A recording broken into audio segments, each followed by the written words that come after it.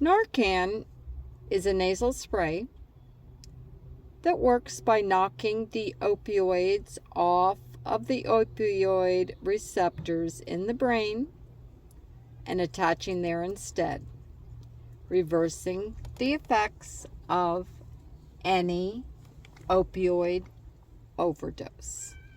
Narcan is just a brand name of the chemical, which is Naloxone. So we have other brands now. Revive is one also. The signs of overdose include unconscious, slow, irregular, or stopped breathing, pinpoint pupils, fingertips and lips turning blue or purple, and a slow heartbeat and/or low blood pressure. We call 911 immediately when we find someone who is overdosed. Every state has differing Good Samaritan laws. This covers people in this situation. They found that over half the time, people just left people because they were worried about getting in trouble themselves, and that's why the Good Samaritan laws were created, to encourage people to please care and please seek the appropriate care to keep people alive. In order to use Narcan, we place a person on their back, checking there's nothing in the mouth. And we place our hand behind the neck and tilt the head back slightly just to make sure the airways open. We open and insert the nozzle tip into their nostril, all the way into the nostril, and apply with one firm push. We can't do testing, priming, or half doses. The applicators won't work if you try to do that. We then place the person in recovery position. Now, this is one of the trainings, but ideally, because we only have 5 minutes before brain and organ damage begins, and that is not much time, especially considering you might not even have any idea how long that person has even been unconscious. So we want to get them reoxygenated immediately.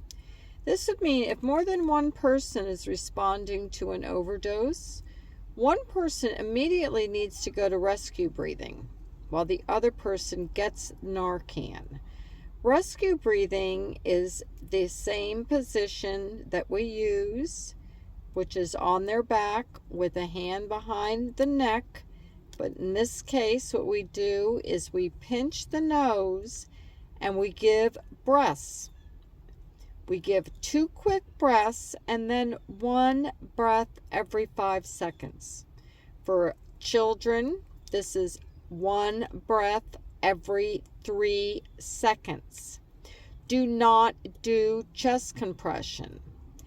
That's for heart attack, and now the new guidance is not even for heart attack unless someone is a highly trained professional, because they break ribs all the time, and the public has been breaking ribs and damaging organs doing the chest compressions, when the truth is rescue breath will keep someone alive until the EMTs get there. There's enough oxygen in rescue breath. That's why it's called rescue breath, to keep someone alive.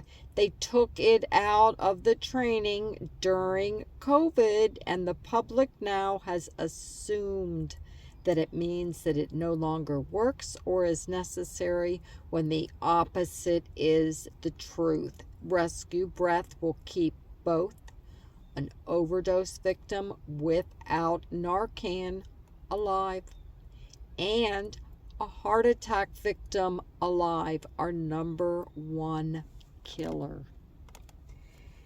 Because for the rescue position, this is assuming that people aren't willing to provide the rescue breathing. The rescue position is recovery position is we place the person on their right side with the top knee bent to prevent them from rolling over and their top hand supporting their head. Now, granted, once a person starts coming out of the overdose and now they're breathing, they may be vomiting. So this is the position we want to have them in so they don't inhale their vomit. We do not want to give them the Narcan and then leave them on their back, is what I'm saying. Recovery position. Making sure they're not falling over on their face. Because of fentanyl poisoning, more than one dose is needed now, more often than not, from what I'm understanding. Each box of Narcan or another brand has 2 sprays. What we do is we give an additional dose every 2 to 3 minutes, alternating nostrils. If we run out of Narcan and we don't have the Narcan, we use the rescue breathings. Ideally, we would use rescue breathing between doses. That 2 to 3 extra minutes people are waiting to see if someone's going to respond couldn't be their brain or their organ damage. People don't realize we have only about 20% are supposed to be lethal. So that means we have about 500,000 people a year surviving overdose, many, if not most, with brain and organ damage, meaning permanent disability. I meet people that suffer this all the time. It's important to remember that the Narcan wears off in 30 to 90 minutes.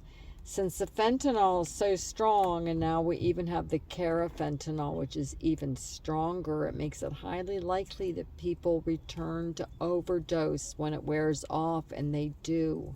So this is an issue because especially that people want to run off and hide and not being scared that the police are going to come or they're going to get into some kind of trouble, not realizing that when the Narcan wears off, they're highly likely to go back into overdose. So they run off and they hide. So the reason I say this is that you have to make sure people are getting continuing care and ideally connected to resources, supports, and services that they need too.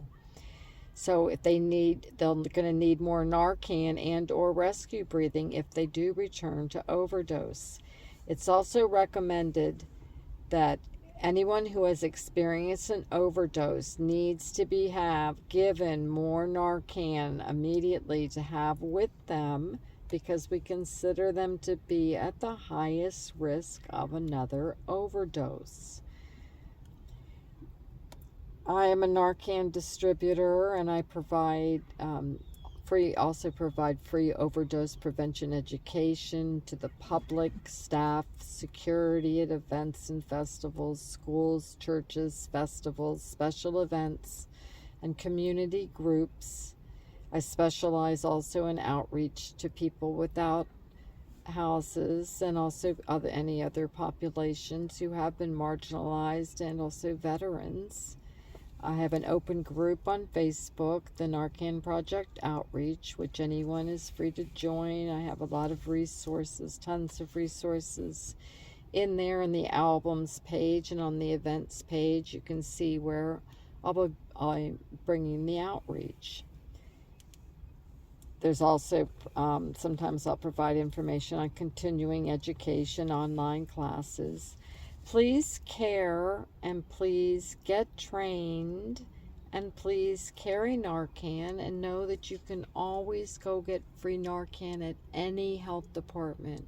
Usually also any organization now that's related to addiction or recovery groups also mental health, the NAMI people told me that they give it out now at their national mental health organization. So please, if you don't have Narcan, go get Narcan and see about even getting more Narcan than you need for yourself, and give it to people that you love and care about too.